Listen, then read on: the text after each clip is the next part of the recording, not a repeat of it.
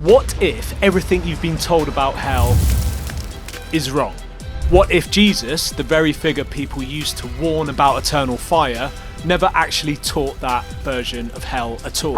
Because when you go back to the earliest Christian texts, something surprising happens. There's no clear, consistent picture of a fiery place of eternal punishment. In fact, the word hell doesn't even show up the way you think it does. Instead, you find strange terms like Hades, Gehenna, and cryptic phrases like weeping and gnashing of teeth.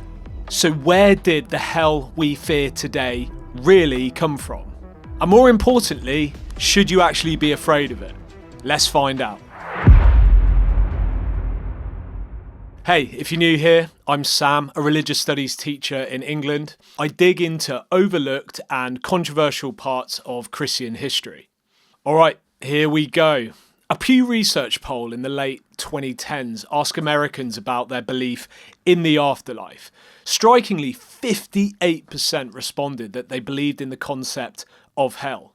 Extrapolating from religious belief statistics in the US, that means that even a lot of non-Christians in the country believe in the basic concept of there being a land of fire and brimstone that a person is condemned to in the afterlife if they behave in an evil manner.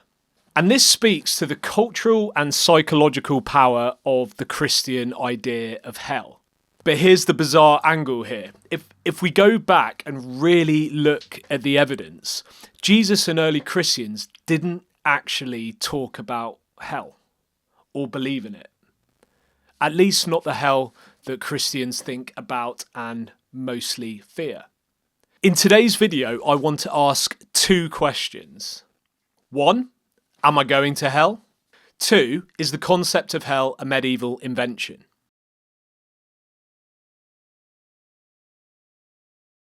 We might think that the Christian idea of hell has been set in stone for a very long time, but in reality there has been continuous debate as to what hell actually looks like and where sinners go after they die since ancient times. The concept of heaven and hell and the place in between, purgatory, was a core point of dispute between Catholics and Protestants during the Reformation of the 16th century, as Protestants were angry to get back to what they perceived to be the pure word of God as found in the New Testament. This included a complete and utter rejection of purgatory by Martin Luther and most other Protestant leaders that followed him. They basically stated that purgatory had zero basis in Christian doctrine and was a medieval invention.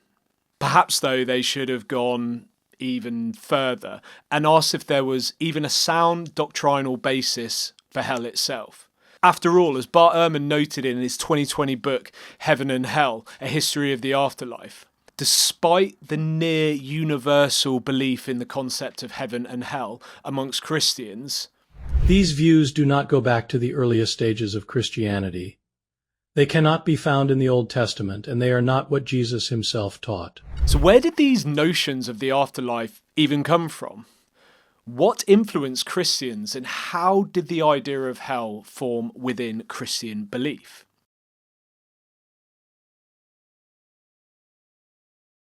So let's start with Jesus and the Gospels. Completely regardless of what a person's views are on the historicity of Jesus and the early Christian church, we can all agree that the New Testament and Christian Apocrypha are the best sources that we can use to get a sense of what early Christians actually thought.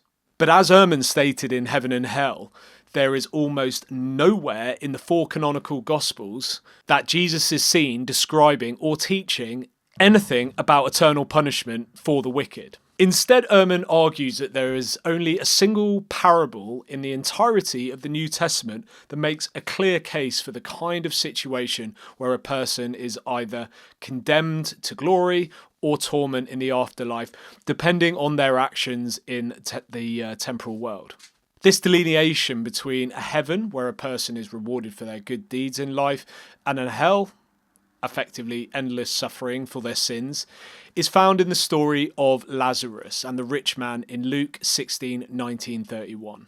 Here there is a contrast between a rich man who enjoys the fine meals every evening in his splendid house, while a beggar named Lazarus lies outside, desperate to even get the scraps from the rich man's household.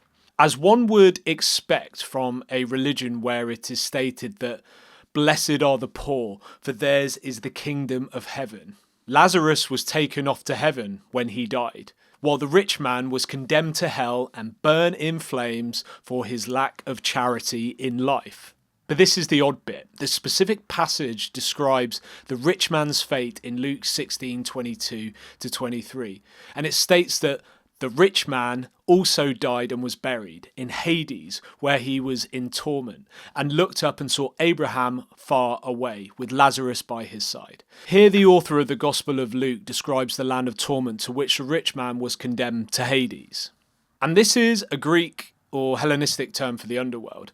Hence, even here, in what Ehrman identifies as being the only clear-cut case of a description of a distinct heaven and hell in the four canonical Gospels, we don't find an explicit reference to them as such. Instead, Jesus refers to this pagan polytheistic underworld.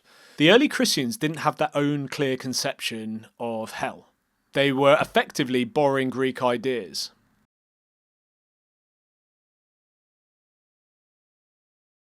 It isn't just the case that Jesus refers to hell as Hades. Throughout the New Testament and the related texts, punishment in the afterlife is referenced in a variety of different ways. In the Gospel of Matthew, the preferred approach was the use of the phrase, "the weeping and gnashing of teeth." It's horrible. This refers to an oblique kind of divine punishment for ill deeds. This was derived from similar phrases in the Old Testament in the Psalms, Lamentations, and the book of Job. The phrase was picked up by Matthew and was clearly employed as a way of describing suffering for those who were sent to be punishment in the afterlife. Hence, Matthew 13:49-50, Jesus is said to have proclaimed, "This is how it will be at the end of the age. The angels will come and separate the wicked from the righteous and throw them into the blazing furnace, where there'll be weeping and gnashing of teeth." Yet even here, we cannot expressly identify this as simply being a kind of synonym for hell. As Megan Henning argued in a 2014 book on educating early Christians through the rhetoric of hell, the idea of suffering, or weeping and gnashing, was interconnected to the idea of paideia, a form of training and pedagogy that the educated Greeks who wrote the New Testament in the 1st and early 2nd centuries would have been familiar with. If this is so, then hell, in the Matthew sense, is more about the idea of suffering in life to arrive at a more learned and wise position, not an eternity in damnation.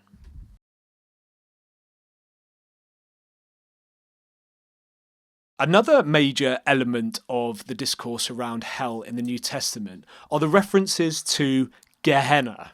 Based on the textual evidence of the canonical Gospels alone, it's curious why Christians did not decide to call their version of Hades Gehenna. Gehenna was another name for the Valley of Hinnom, a controversial place in ancient Judea which lay outside of Jerusalem. According to several ancient Jewish texts, child sacrifices had taken place and conflicts between Jews and their Gentile neighbours had occurred. It became a synonym for a dark place in the world and was equated to hell in Jewish tradition. And it is referenced repeatedly by Jesus in the four canonical Gospels, and again in a lot of the non-canonical Gospels and Christian Apocrypha. For instance, in Mark 9:43, after Jesus had predicted his death, he advises his disciples, "In your hand causes you to stumble, cut it off. It is better for you to enter life maimed than with two hands to go into Gehenna, where the fire never goes out." At least that is not what it reads in many old manuscript texts in the New Testament. In a lot of the modern editions of the term Gehenna, it is taken out and simply replaced with hell. In the second epistle of Clement, an early Christian text considered to be especially important within the Coptic Church, Jesus says of God, "Fear him, that after ye are dead hath power over soul and body, to cast them into the Gehenna of fire. Thus, both within the New Testament and non-canonical early Christian texts, the idea of Gehenna as a kind of hell in the temporal landscape of the Levant is very prominent. The reason why it was abandoned later and written out of the Bible is clearly because of the Christian desire to distinguish their religion from Judaism in the 2nd and 3rd centuries.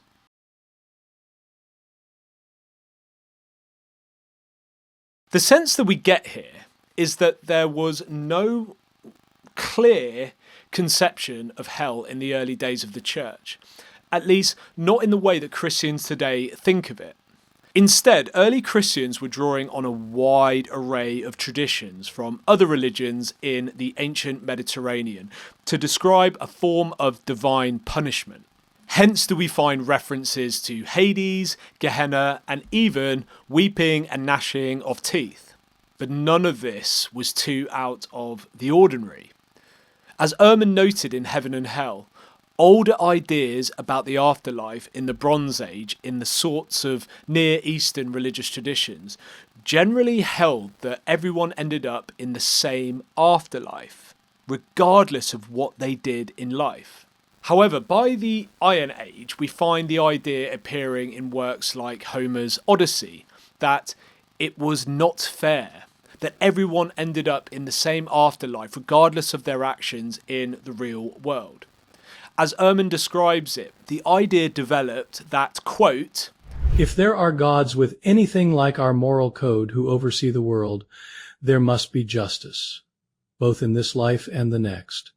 That must mean that faithful, well-meaning, and virtuous people in the world will be rewarded for how they live, and the wicked will be punished." This notion gained a clear articulation by the time of Plato and Aristotle in the 4th century. Therefore, the authors of the Christian Gospels were clearly drawing these ideas from around the ancient Eastern Mediterranean. There are even allusions to the religion of the Egyptians and their underworld, presided over by Osiris in the Bible.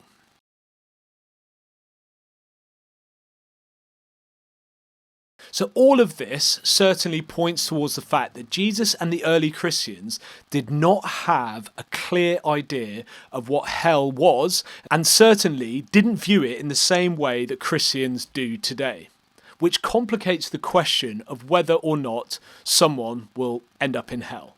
The question does arise though, if Jesus and the early Christians didn't believe in hell the same way that modern Christians do, and if their conception of the afterlife for sinners drew on ideas like Hades, Gehenna, and the Egyptian afterlife, then how did the Christian hell, and purgatory as well for that matter, emerge? Look, this is a rather complex story. As the Christian church became more rigid and politicised institution in the 3rd, 4th and even 5th centuries, the Christian church fathers and writers began to develop a view of hell which was distinct from other religious traditions. References to things like Hades, Tartarus, Gehenna and Sheol that appeared in various other religious traditions were minimised. Long before modern editions of the New Testament began simply translating Gehenna as hell. Editors of the Bible in the 2nd, 3rd and 4th centuries no doubt edited other passages in ways that can never be fully recovered to make the Christian hell seem unique. Over time, the story of the Christian hell was refined to create a clear distinction between the paradise of heaven and the fire and brimstone damnation that awaited sinners and non-believers in hell. Judgment Day and the manner in which sinners and the faithful were distinguished from each other were expanded upon. Hell and the terror it inspired in Christians had arrived by the dawn of the Middle Ages, as both something that was different from what early Christians believed, and which still highly influenced by a range of pre-Christian religions of the Eastern Mediterranean.